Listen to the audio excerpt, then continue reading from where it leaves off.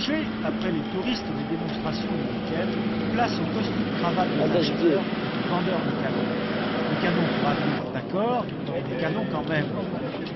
Pour arriver jusqu'au salon, ces acheteurs étrangers ne connaissent pas les affres des embouteillages de l'autoroute du Nord. Les autorités ont prévu des escortes passe-partout. Alors, confortablement installés dans ces chalets de bord de piste, les propriétaires de ces puissantes limousines discutent affaires. Plus que de traiter véritablement des contrats, on profite du salon pour annoncer en trompette les résultats. Vous savez, la négociation d'une grande affaire militaire demande entre 2 et 3 ans. Alors, traiter des affaires, négocier, non.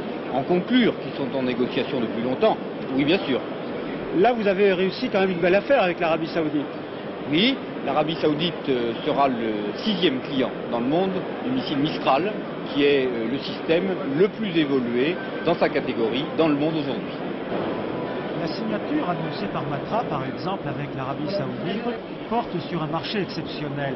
La livraison d'un système de missiles sol-air baptisé Mistral. 1 milliard de francs pour la première tranche, concernant 1 millier de missiles. Mais le chiffre exact reste confidentiel. Le Mistral est un engin de 20 kg qui peut être servi par 2 hommes grâce à un équipement de tir ultra léger. Sa portée permet de contrôler l'espace aérien dans un rayon de 5 km. Cet engin, déjà vendu à 3000 exemplaires, détrône maintenant le célèbre missile américain Stinger. Sur les stands de la concurrence, les catalogues d'armes font appel aux dessins animés. Il s'agit de valoriser au maximum les performances.